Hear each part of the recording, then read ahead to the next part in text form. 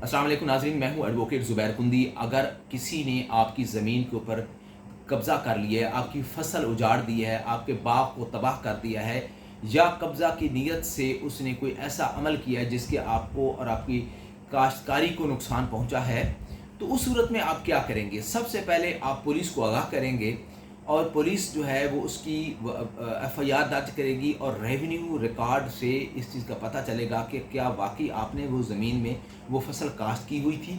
बिल्कुल इसी तरीके से जो खसरा गिरदावरी है, ये आपके ना सिर्फ कब्ज़े को साबित करती है, बल्कि ये बताती है कि ज़मीन के अंदर कौन कौन सी फसलात जो हैं वो मौजूद हैं या कौन सी फसलात काटी जा चुकी हैं, ज़मीन की कैफियत क्या है, वो खसरा गिरदावरी से पता चलता है। और खसरा गिरदावरी के साथ प्रिजम्पशन ऑफ ट्रुथ अटैच हो जाती है। जब ये 4 साल की मुसलसल जो जमाबंदी में खसरा गिरदावरी आपकी या काश्त मुसलसल चली आ रही हो, तो आपकी मलकियत के हवाले से भी ये बड़ा अहम नुक्ता बन जाता है।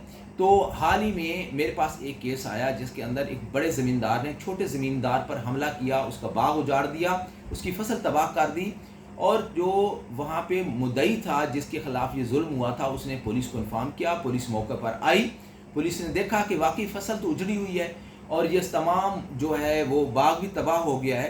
तो वहाँ पे जो जिन्होंने कब्ज़ा किया था वो रात के अंधेरे में आए थे और वो भाग भी गए।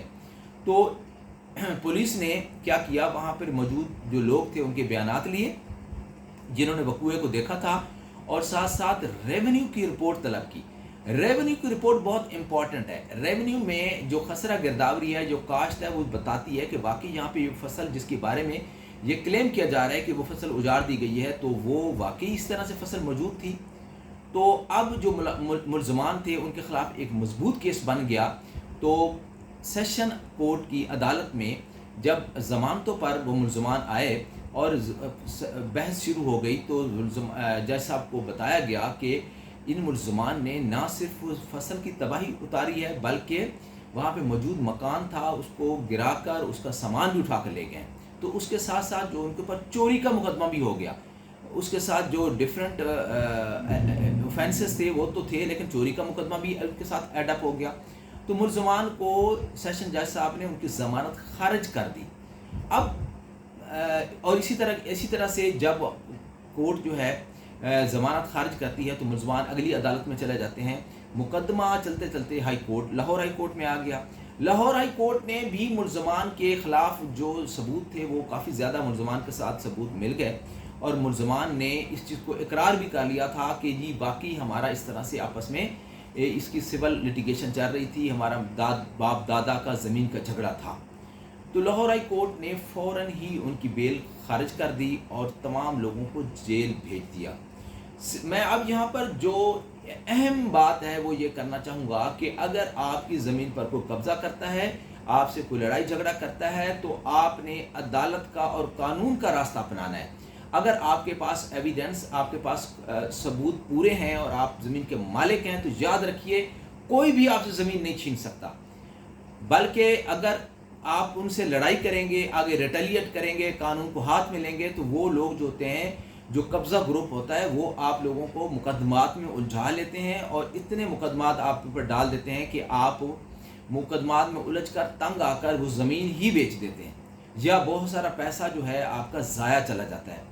तो याद रखिए कि किसी की ज़मीन जिसके ऊपर कोई ना चारदीवारी हो, ना उसके ऊपर कोई फेंस बनी हो, ना कोई और कोई इस तरह की हिफाजती दीवार हो, तो उसके बावजूद भी ज़मीन आपकी महफूज है, कोई गैर आदमी आपकी ज़मीन पर कब्ज़ा नहीं कर सकता। लेकिन याद रखिए कि उस ज़मीन की खसरा गिरदावरी और जो जमाबंदी है उसके अंदर आपका नाम होना चाहिए, वो आपकी मालकियत को शो करे। सिर्फ इंतकाल ना आपके नाम हो, इंतकाल मालकियत का सबूत नहीं है। जबकि खसरा गिरदावरी या जमाबंदी में आपका जब नाम आ जाता है, तो वो इस चीज़ का साबित हो जाता है कि जी ये इस बंदे की ये जायदाद है और ये टाइटल इसके नाम है।